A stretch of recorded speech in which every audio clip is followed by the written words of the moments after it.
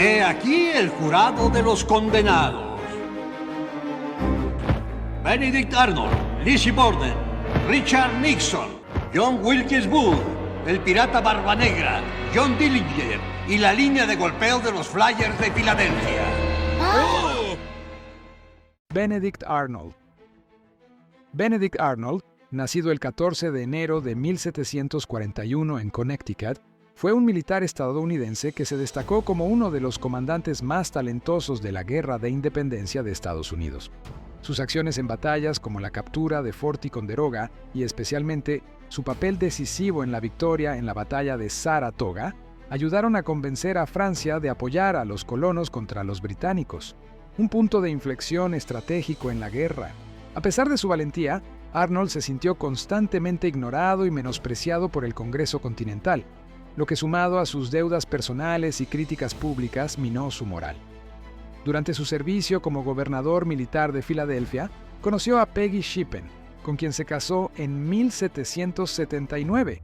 Peggy provenía de una familia con simpatías leales a la corona británica, y muchos historiadores consideran que ella influyó en sus decisiones posteriores. En 1780, frustrado y resentido, Arnold conspiró con oficiales británicos para entregarles West Point, una fortaleza clave en el río Hudson, a cambio de dinero y rango. El plan fue descubierto cuando el oficial británico John Hendry fue capturado con documentos que lo probaban. Arnold escapó y se unió a los británicos, pero nunca fue plenamente aceptado por ellos. Vivió sus últimos años en Inglaterra y murió en Londres en 1801. Lizzie Borden. Lizzie Borden, nacida el 19 de julio de 1860, fue una mujer estadounidense que pasó a la historia por ser juzgada por el brutal asesinato a hachazos de su padre, Andrew Borden, y su madrastra en Fall River, Massachusetts, el 4 de agosto de 1892. La violencia y las circunstancias del crimen, ambos muertos en la casa familiar sin señales claras de entrada forzada, levantaron gran sospecha contra Lizzie. Fue arrestada y sometida a un juicio que se convirtió en un fenómeno mediático nacional, en parte por su condición de mujer en una sociedad de finales del siglo XIX. A pesar de la evidencia circunstancial y la atención pública, Lizzie fue absuelta en 1893, tras lo cual vivió relegada del círculo social. Nunca se resolvió oficialmente si fue culpable, aunque su nombre sigue ligado para muchos al caso criminal sin respuesta. Lizzie murió de neumonía en 1927 a los 66 años. Richard Nixon. Richard Nixon tuvo una carrera política extensa y compleja. Fue vicepresidente, luego presidente, y logró importantes avances en política exterior, como la apertura diplomática con China. Pero todo cambió con el escándalo de Watergate. En 1972, hombres vinculados a su campaña fueron arrestados tras irrumpir en las oficinas del Partido Demócrata. La Casa Blanca intentó encubrir el hecho, y pronto se descubrió que Nixon grababa en secreto conversaciones en el despacho Oval. Las cintas revelaron intentos claros de obstrucción a la justicia. La presión pública y política creció hasta el punto de que el Congreso inició un proceso de destitución. El 9 de agosto de 1974, Nixon se convirtió en el único presidente de Estados Unidos en renunciar. Fue indultado poco después, evitando cargos penales. Murió el 22 de abril de 1994. John Wilkes Booth.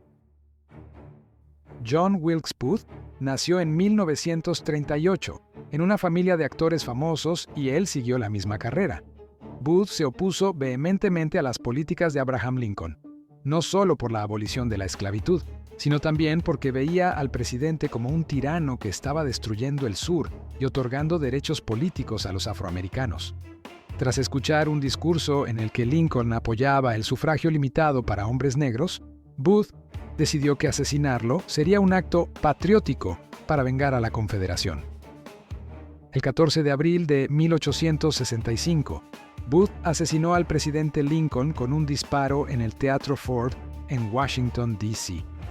Tras el asesinato, Booth huyó, pero fue perseguido por fuerzas federales. El 26 de abril de 1865, fue localizado escondido y tras negarse a rendirse, fue abatido a tiros en un granero en Virginia. El pirata Barba Negra. Edward Teach, conocido como Barba Negra, nació aproximadamente en 1680 y fue uno de los piratas más temidos del Caribe. Su imagen era cuidadosamente construida: barba espesa, mechas encendidas y una presencia aterradora. Controló rutas marítimas, bloqueó puertos y acumuló una reputación legendaria. A pesar de su violencia, rara vez mataba sin motivo. Su mayor arma era el miedo. En 1718, la Marina británica lo enfrentó frente a la costa de Carolina del Norte. Tras una batalla brutal, Barba Negra fue abatido. Murió el 22 de noviembre de 1718. Su cabeza fue exhibida como advertencia a otros piratas. John Dillinger. John Dillinger nació el 22 de junio de 1903. Creció en Indiana y desde joven tuvo problemas con la ley. Durante la Gran Depresión se convirtió en el asaltante de bancos más famoso del país. Robaba bancos, escapaba de cárceles y burlaba constantemente a la policía. Para muchos ciudadanos afectados por la crisis económica, Dillinger era visto casi como un rebelde. El FBI lo declaró enemigo público número 1. Finalmente fue traicionado por una informante. El 22 de julio de 1934, fue abatido a tiros frente a un cine en Chicago. Murió con solo 31 años, pero su figura quedó como leyenda del crimen estadounidense. Los Flyers de Filadelfia. Fundados en 1967, los Philadelphia Flyers no se caracterizaron por un hockey elegante, sino por un estilo extremadamente físico y agresivo. Durante la década de 1970, desarrollaron la identidad conocida como los Broad Street Bullies, basada en la intimidación, los golpes constantes y las peleas como parte de la estrategia. Este enfoque los convirtió en uno de los equipos más odiados de la NHL, pero también en uno de los más efectivos. Los Flyers ganaron la Stanley Cup en el 74 y 75, siendo el primer equipo de expansión en lograrlo.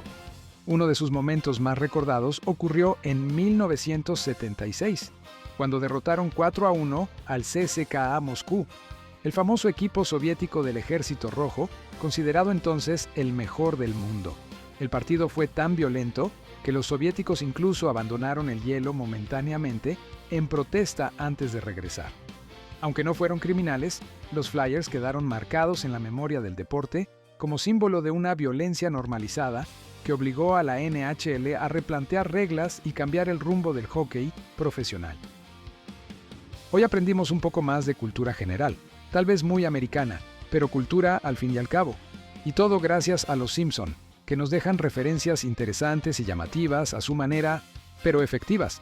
Gracias por acompañarme en este viaje. Yo soy Cerebro Inerte. Hasta el próximo video.